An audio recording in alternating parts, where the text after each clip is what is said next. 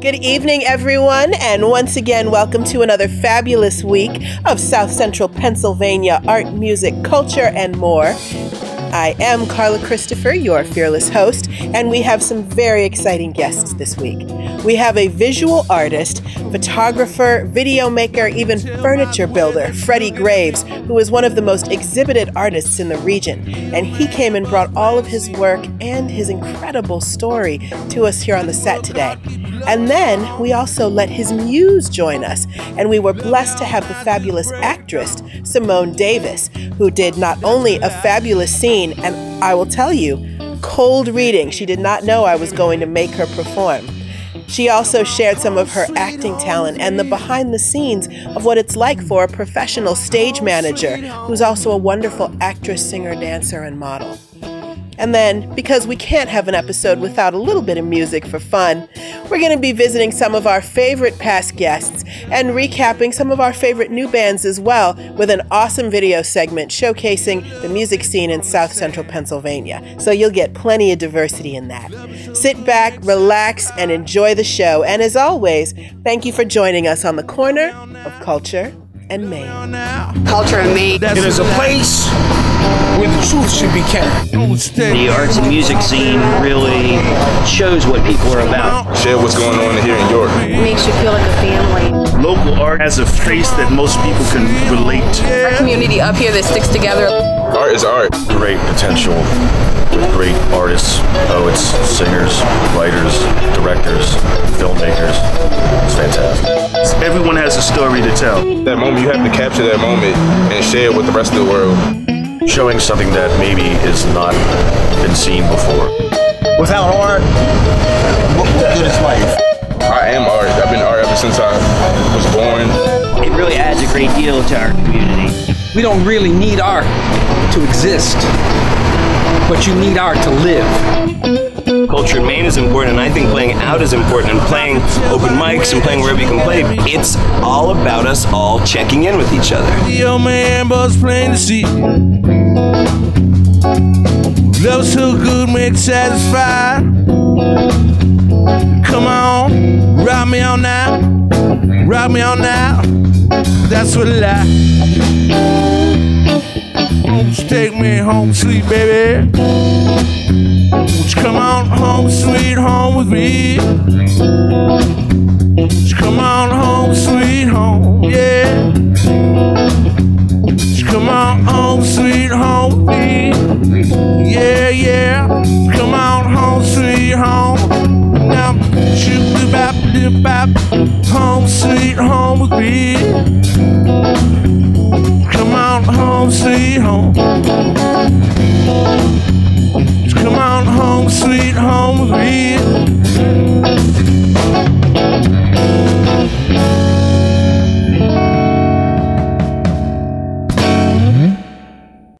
We've talked quite a bit on the show previously about most artists being multi-genre creators.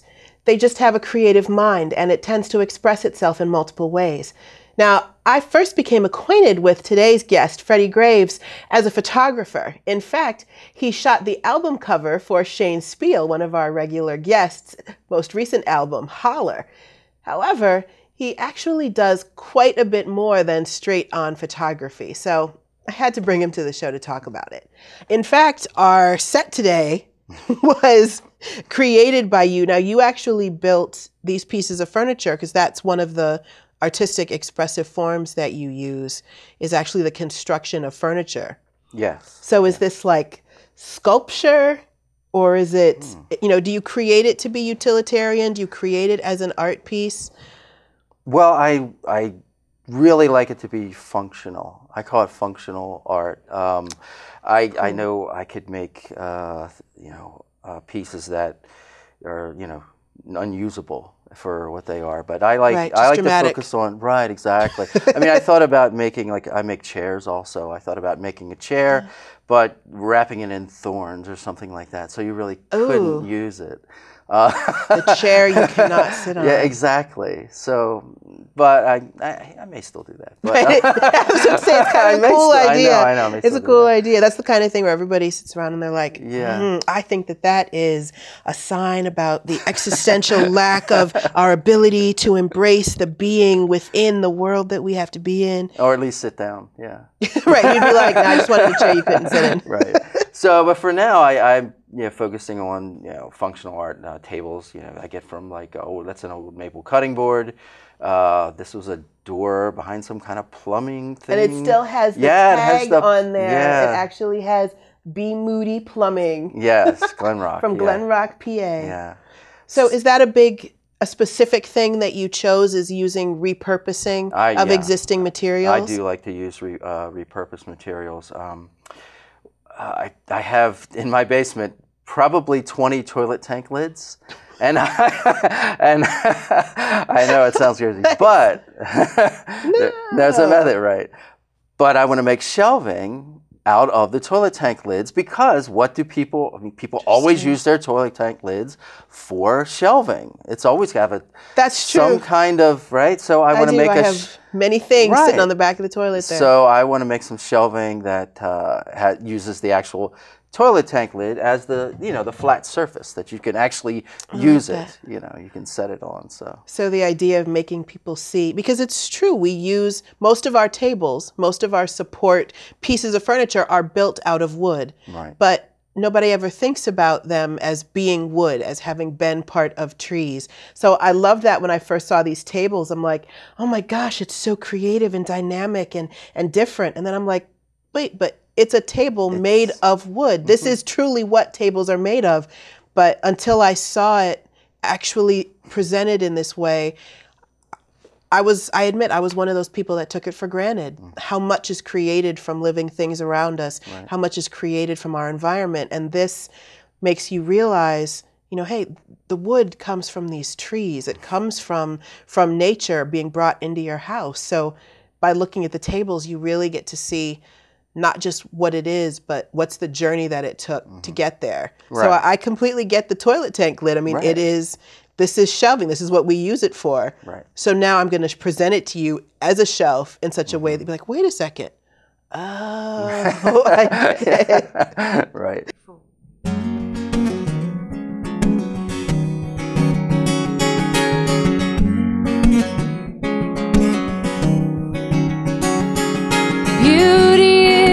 Work of art, never understand. The world's been changing hard since you came in.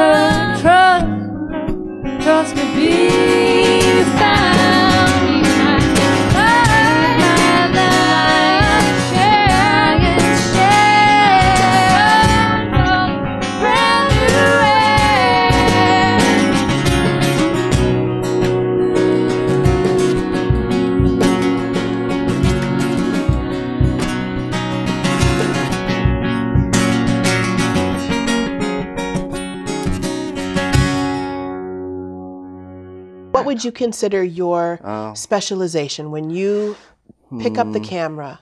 What is it that you're seeking to capture? What is the story that you're trying to tell? I'm always looking for the interaction of the human with the light source. So a lot of times I will have, I work with single light source a lot. That was an example like right there. And then also I'll have like light emanating out of the body kind of thing. How do you make light emanate out of the body? I am curious. Well, that I just use, a simple light bulb. Wow. But yeah, I mean, I got that idea while I was in school, focusing on all these other projects and all these other things. Of course. Right. And I just looked at a light fixture and it's like, how can I get that to work outside of the fixture? Why is the light always held in place? Why can't we move it around? So I just made some calls, like my cousin who is a licensed electrician, to see if it was even possible, and he explained to me how to do it.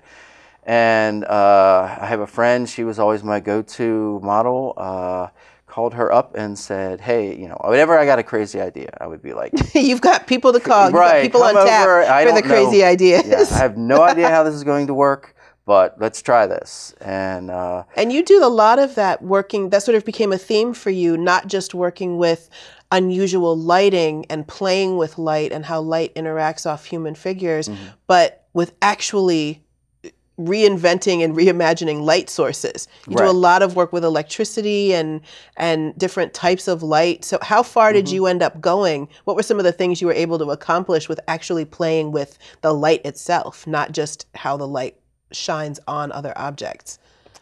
Well, like I developed this table I call a light globe table.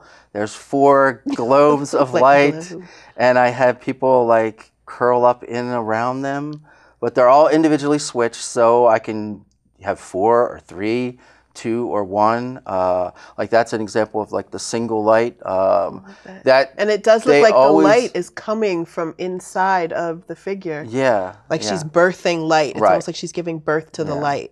Yeah. And like I said, a lot of my photography conceptually comes from a near-death experience that I had 3 years ago, and a lot of it is recreating that experience. So if you don't mind my asking, what happened in this experience that now you're seeking to recreate or convey in photographic form? Well, I went in for a routine screening and ended up in ICU for 3 days. Yeah. They actually told my parents that I wasn't going to make it, that they needed to get my affairs in order and all that stuff. So, and in the end, 3 days in ICU, in and out of consciousness. Do you remember any of that? I tell you what, when you come back into consciousness, this was just so painful. I remember the pain. I remember that it hurt. Oh, I know it's 10. I know. I want to go back out. No, I know what 10 out of 10 pain means. You can't talk. You can't open your eyes. Wow. You can just be there in that. Yeah, inside of it. I guess I don't know. But yeah, so a lot of my photography, and I didn't even realize it at the time. It deals with trying to capture what it was like in that state of being. So that's why I have black backgrounds. That's why I have the light emanating out of the body, because that's, you're in total blackness, but there's an energy to that blackness. It's hard to explain. But then there is an energy, whether it comes within you, without you, but there's an energy that keeps you present, that keeps you alive. So, like I said, I was in the middle of, my master's degree, and I just had to do these photos with the light. And I didn't even make a personal connection. I was like, oh, I just got to do this. Right. I just have to do this. I don't know why I'm doing this. Right, I have no idea why. To. And I was dozens of photo shoots like 10,000 images. Good Lord. And then I started to do video shoots. And then finally, it was a class at school at MICA called Finding Words. And it was about how to write an artist statement without all the same kind of boring nomenclature. And so, hallelujah. Yeah, so the professor got us to write about our work in short stories, in parables, in poetry. And because of that, it just finally dawned on me. Of course, now in hindsight, you're like, well, of course, right? But while I was going through it, while I was going through it, I had no idea. But she helped make the connection. It was like, oh, this isn't just some random thing. This is an issue that you've had to deal with. It's such an interesting concept, though, that you have a whole series of hundreds of these images, and they are all, the editing is even done in camera. So in the camera, you actually are combining multiple photos and putting them together. So you have all these different light sources, different images, and then have to figure out how to twist, manipulate, and combine them into the same photograph. Exactly. It becomes a dance. Jeez.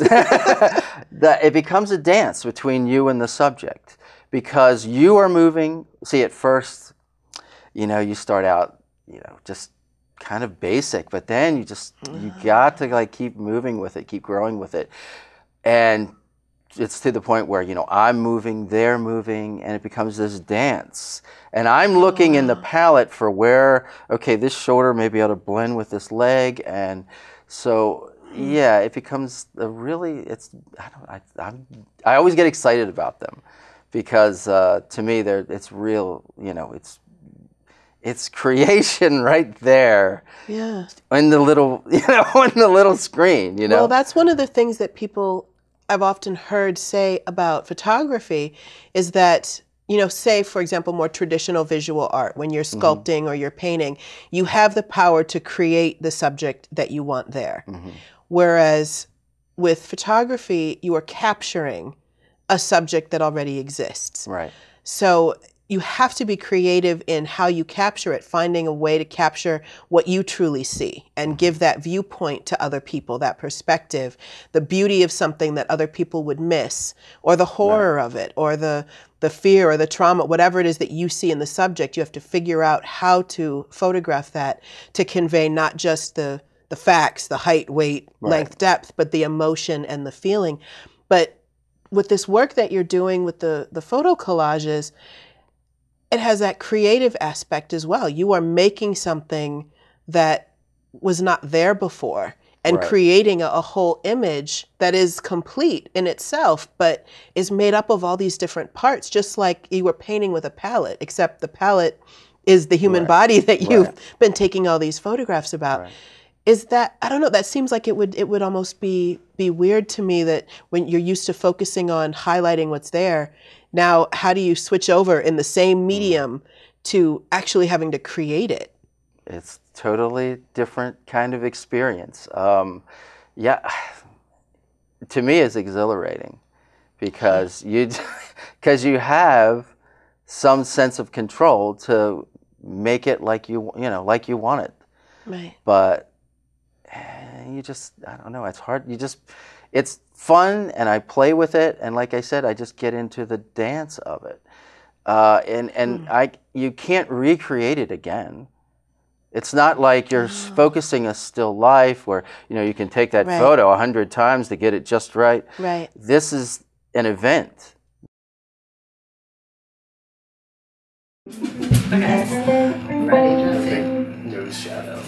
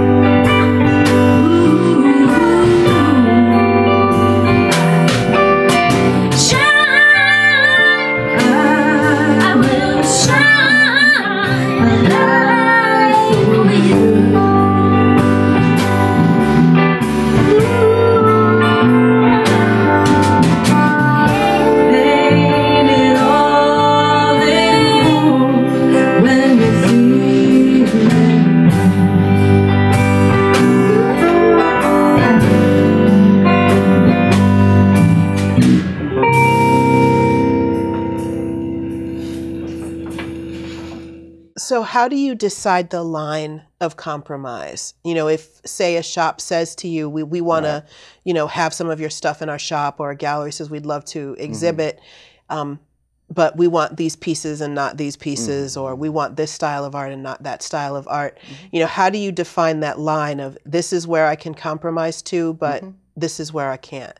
Well, I have all different kind of styles. Like some are like implied, or you know, people are nude, but they're you know, and I don't know. I like to think everything I do is a little as tasteful. So I mean, you know, nothing. You know, nothing is overt or sexual or anything to me. It's more, as you said, approaching sensual kind of thing. But with that spirit, there's a very spiritual aspect in all of the artwork, the expressions in the faces, and you know, that it was obviously for an expression of something that was very personal to you. Yeah, absolutely.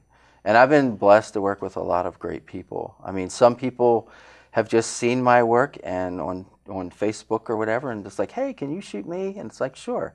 I mean, I have no parameters that I, you know, that I adhere to or whatever. I mean, when you're first starting out, most of the people, you know, who are modeling that you'd run into right away, or people who do it, you know, a lot. You see what I mean? Like they'll you know, they'll have their Model Mayhem profiles or whatever, and you know, that's initially where you meet people. But then, you know, you realize, I've come to realize anybody can, you know, really do it. You know, it's it's about capturing that essence. So you know, everyone has an essence. That's true. Yeah, and that's what it's about. So, with my filmmaking, I try to delve into relationships and explore what keeps us together, what divides us, what keeps us together, what kind of love sustains a relationship. So I do a lot of posing questions, maybe not answering them, but I pose questions about emotional love versus kind of commitment, that kind of thing. Very different things. Yes, very different things. But very hard to separate. That's true. Yeah, there's it's again, it's an interplay of emotional love and commitment. So, yeah, the first film I did was a homemade film I did with my friends in my house out in Mount Wolf. And then the second half of the film, we go to the Burning Man Festival. So in Nevada, the idea was to take a couple who was, you know, struggling with these, you know, with commitment and with the, you know, their emotions, and throw them into chaos. And and the Burning Man Festival was that is the definition of chaos. Right, exactly. Sensory overload, absolutely. And absolutely being in an environment that is totally raw and brutal and can be anything you want. You know, you have the power of creation. Exactly. It's an intentional community. Right. It's an art community that's 1 week long. And so it's an excellent metaphor for what goes on in a relationship. Exactly. I love it. And then, you know, they have the man burning, which is once again, it's your old self, you know, burning up, and you walk away anew. Destruction for recreation, because they build another one every year. Exactly. But you've got to burn down the previous years to get there. Exactly. So that was my first attempt. But a new film I'm working on, it's going to be called Peeler. It's about a burlesque performer and a musician. And their relationship. A mix made for trouble. Exactly. Exactly. So once again, it's a couple that's dealing with these same issues, but the whole thing is from a car ride where he picks her up from work and drives to a tattoo parlor. The whole thing is that car ride, but then told in flashback. Yeah, so that way I can reveal what I want to when I want to. Right. So, and you know, there's a destination people are driving you to. You know, it's a sense of journey. Sense of journey, right? Exactly. Also, in my photography, I will project a pattern or an environment onto someone, and once again, it's another way of changing the human form. Like I'll project a waterfall or water on someone. Wow. And so their skin just becomes like, you know, a different texture, a different, it transforms them. So that is fascinating. Yeah. You really like the idea of transformation. I do. Yeah. I even noticed, like in the sculptural piece that you brought, you've got these really just natural outdoor yard stuff. Right. But then combined it with a photographic image of a circuit board. Correct. To create this whole, hopefully an interplay. An artistic mashup. Yes, I like that better. An interplay. Yes. An exotic interplay between, you know, the natural world and the technical world. But yet even in the layout, the cross lay of the branches, it looks like a circuit board. Right. You can see the idea of I thought of sap moving and the way that things move through the trees and branches and leaves and all the different veins in the leaves is not so very different from watching the juice go through the circuit board and branch out into all the different areas where that electricity has to be carried. You know, is the principle so very different? You know, the idea of blood moving through a human body, the idea of sap and chloroform moving through a tree, the idea of electricity moving through a circuit board, you know, even the stuff that's so artificially created. What's the model that it was based on? Right, exactly. And when I present these in a gallery, I will, you know, have leaves down the bottom. Sometimes the leaves fall off themselves, right? But I also put e-waste, which like little resistors, transistors, little chips underneath also. So hopefully it will call into question, you know, and I call it the healing. So I hope, you know, and I hopefully call into question, you know, the similarities and difference between the natural world, man-made. What is man-made? What is natural? And this, you know, everything disintegrates. I mean, the world is in a state of entropy. It's only love that keeps things together.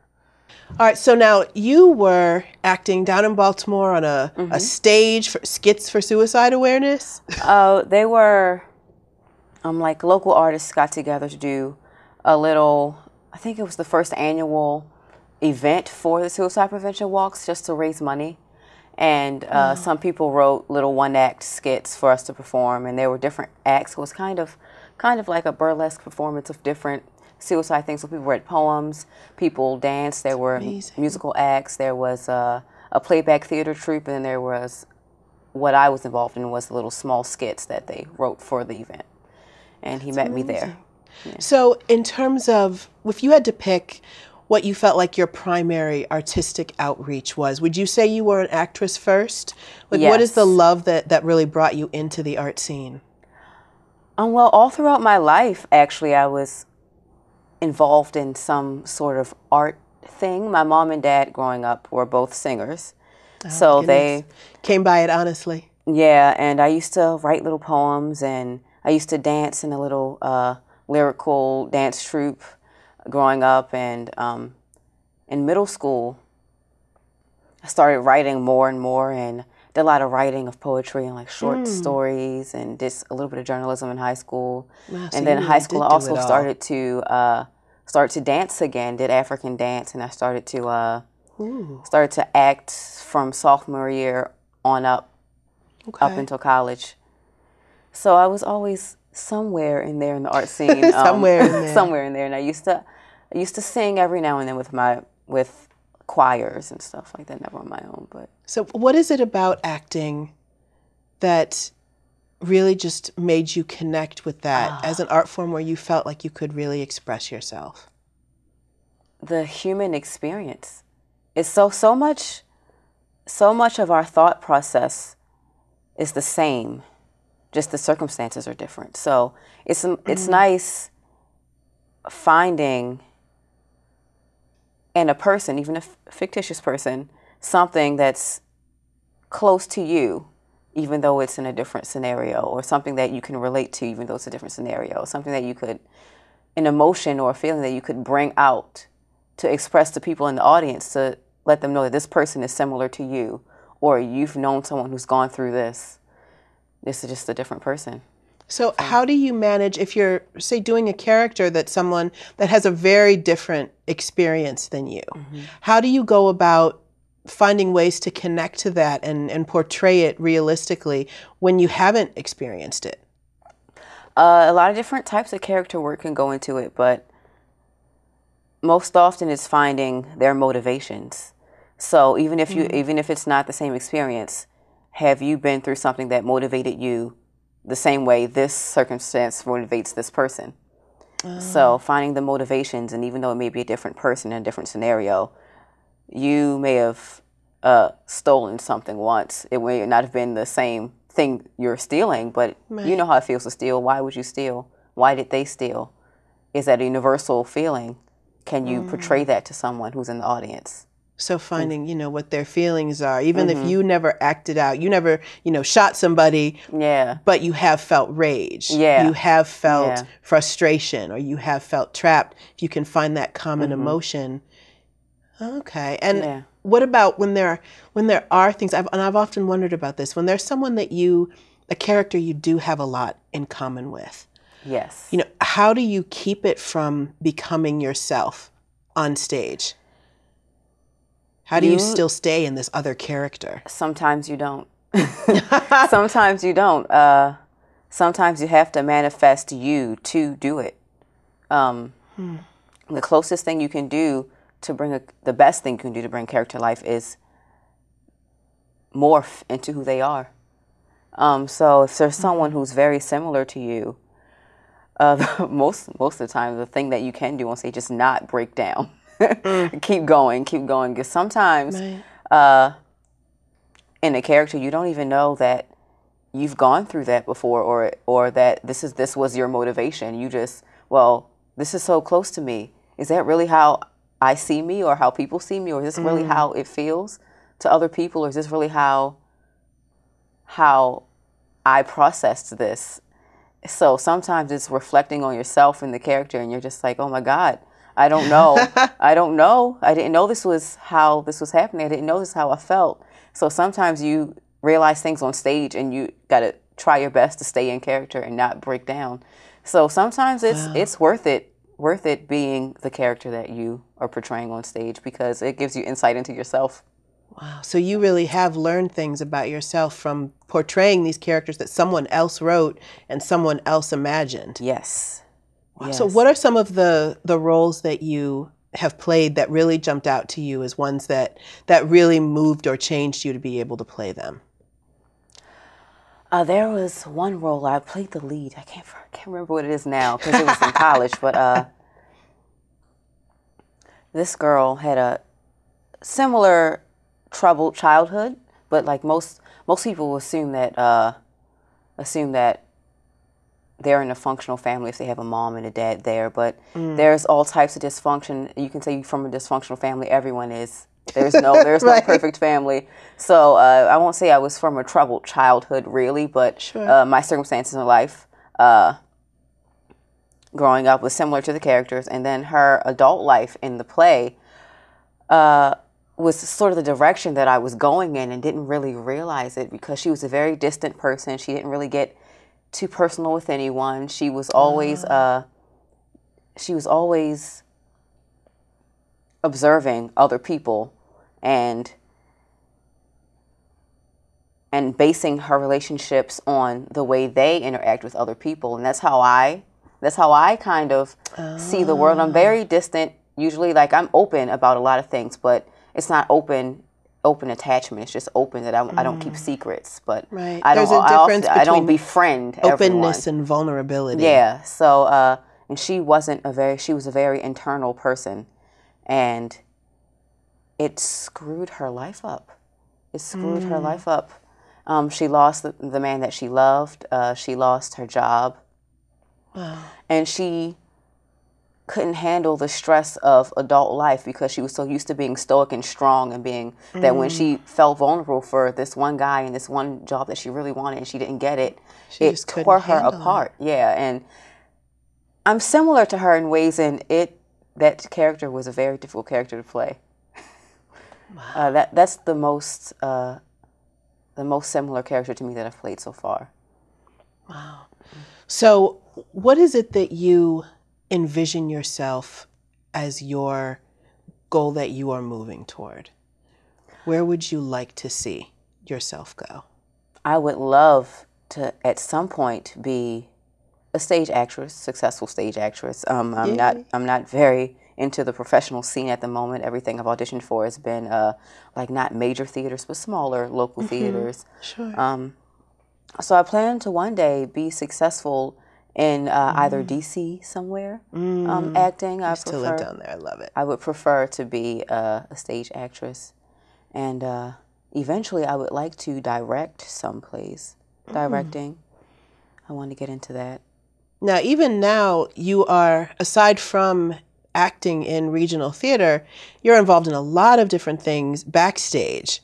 How did you get into all, was that just, okay, if we're doing this play, I got to figure out, I need this, or was that a whole separate love that came about, or did you just get roped into it? A separate love, in college, mostly. Got into the costume designing because McDaniel College has a really small theater department, and everybody does a little bit of everything. Everybody needs to do the work. So did a lot of costuming, and it's wonderful how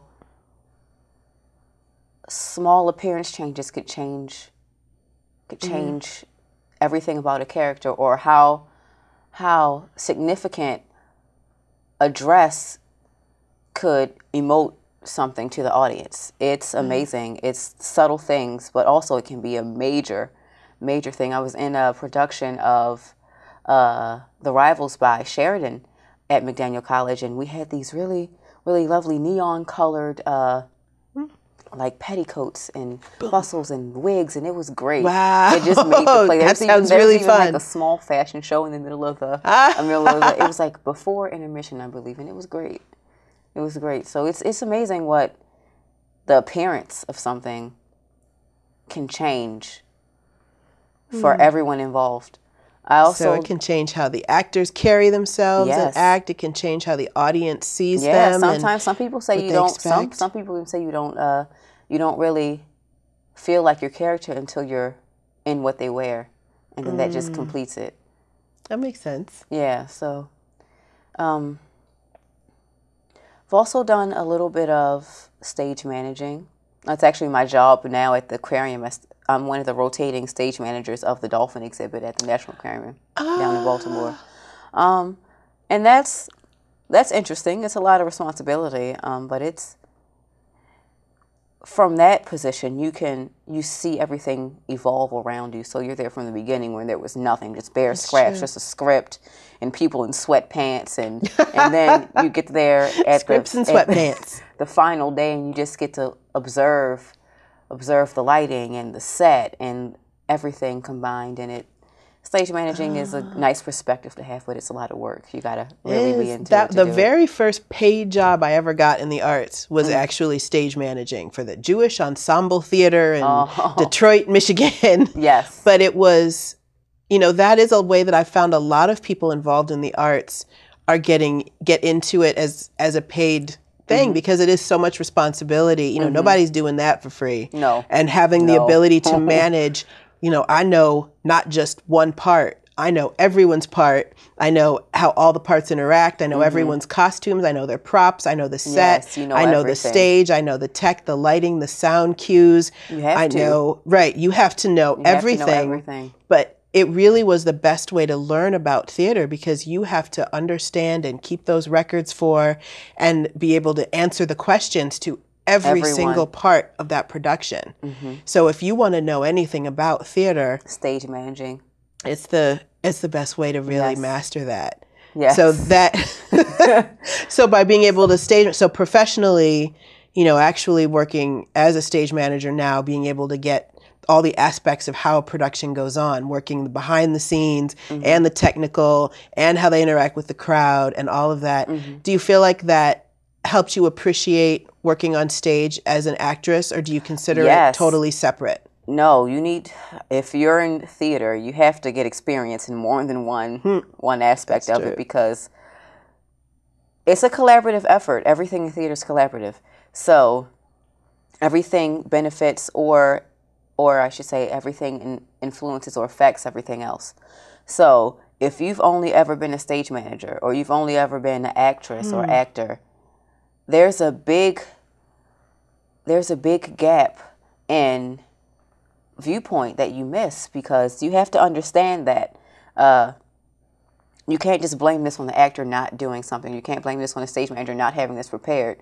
There's something else you have to see from each point of view, that it's not going to be easy for the stage manager to be able to do this when you want them to do that. And the actor can't always, won't always know their line. You can't be mad if they don't know the line. You don't know how many lines they have to memorize or what they're struggling with. You have to know that there are difficulties on each side and that it won't always blend perfectly, and you got to see why. If you don't know why, and you always say, well, it's the stage manager's fault, and you don't know what the stage manager's going through, or you've never seen what it's like to be a stage manager, you don't understand the different gaps and why this is, you just get frustrated, and it's all to hell, basically. So I feel like getting perspective on each side is great. And it would help. That's a good life lesson for everything, though. It's so easy to make a judgment about something or someone until you step in their shoes and you think about, you know, what might this person be going through? Yeah, what are the perils? Right. And if you don't know, if you can't even imagine what this person might be going through, it can be hard to believe in them. In 16 Spells to Charm the Beast by Lisa D'Amour, Lillian, a mature housewife in a crisis over the recent writing of her will, is being stalked by an ugly beast who lives across town in a creepy apartment. Towards the end of the play, she has an epiphany about the nature of her existence and speaks to her husband and to herself. Before your eyes, in this realm, I am a housewife. But there is another realm, a realm at first imagined, but eventually real, called Realm of Clear Seeing. When viewed from the other realm, I am not simply a bored, sophisticated metropolitan housewife staring out of a window contemplating a view, but something more like a revered eyeball. An eyeball charged with observing the way things really are, and believe me, I have observed. I have spent hours gazing out of this window, entire days focused on a single object, trying to look deep into its being, past the illusion of static in physical form, hoping that I might observe something that filters through me to the other realm. There, the substantial things shimmer with a clarity that we will never know. Now, in the midst of all of this observing, my life is taking shape around me. I married you, Ned. We moved into this spacious, rent-controlled apartment. We conceived together a daughter, which we named Norma. A daughter I tried to love and indeed did love, but somehow, perhaps my role as an observer, I failed to establish any sort of bond with her, and her life has gone on. And you, Ned, present charade accepted, have tried in your honest yet flawed manner to love and honor me and make a life with me. You have sweet-talked me into pursuing activities that might cheer me up, such as sculpting the clay obelisks that remain still in the closet. And I do appreciate your efforts, Ned, but the problem remains that I have played the role of eyeballs for so many years now that I can no longer distinguish the essential objects from the non-essential ones. A husband and a ball of twine will often exist in the same category for me. For example, and since I can no longer qualify any of the objects, animal or mineral, which surround me, I can only conclude that I do not exist, and therefore find it impossible, or at least absurd, to engage in any interpersonal relationships or to consider the issue of my personal, tangible property, much less the distribution thereof. I have 4 solo shows coming up, believe it or not. Yeah. They have King's Courtyard in February. Okay. May is the Auto Bar down in Baltimore. That's a great space. Yeah, and then also Metropolis, later in May at Metropolis in Mechanicsburg. Wow. I just got confirmed yesterday, so yeah. Ooh. And then I was honored to get Market View Arts in July. Wow, yeah. A very swanky venue yeah, exactly. I'm not sure what I want to do in there yet, but yeah. Okay, so you'll be at the Market View Art space on Philadelphia Street, right across from the Central Market. That's a gorgeously renovated space that's really becoming a bastion of downtown art exhibits.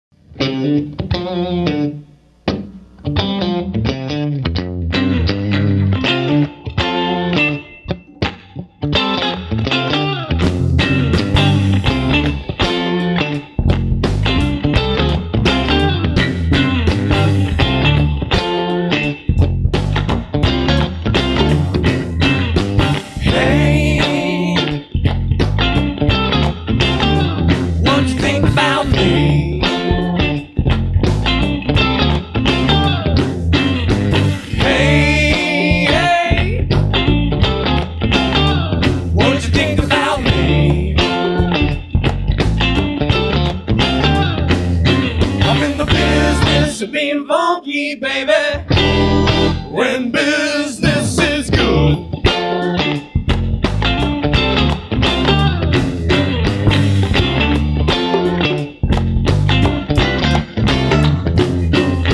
Hey,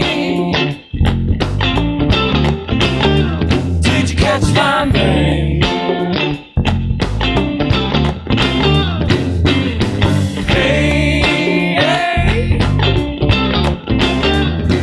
Catch my name. I'm in the business of being funky, baby, when business is good.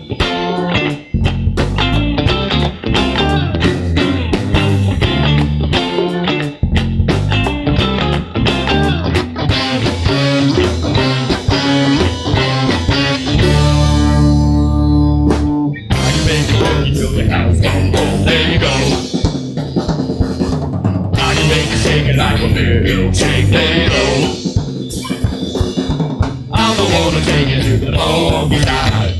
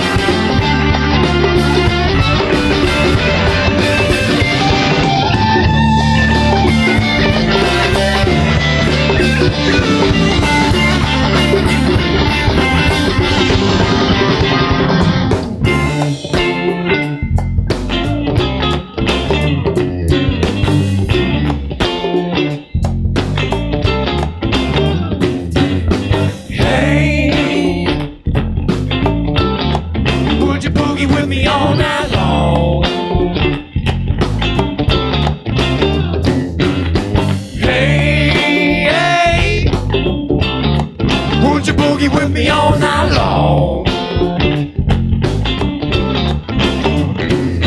I'm in the business of being funky, baby, when business is good.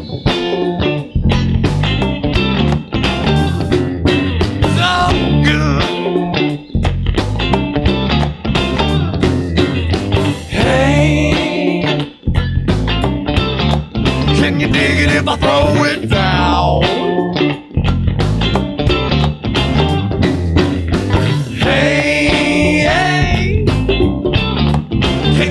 If I throw it down, I'm in the business of being funky, baby, when business is good.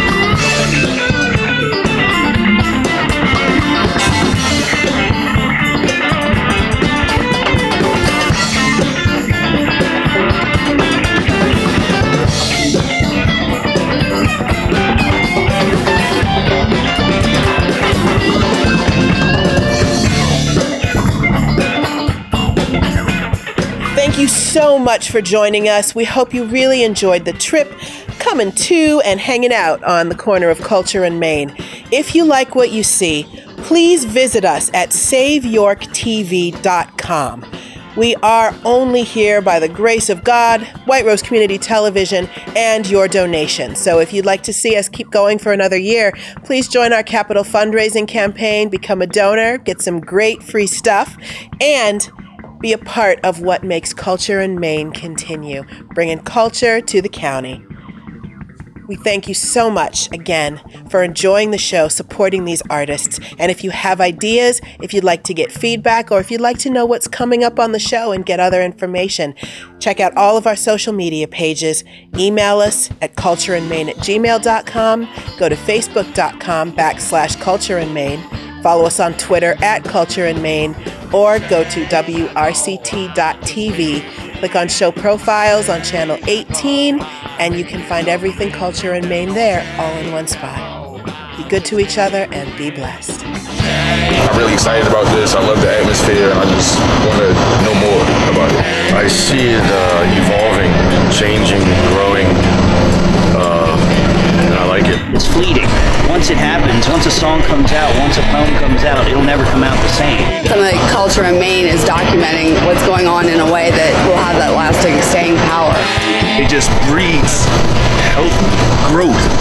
It's a necessity. It's a necessity, yes.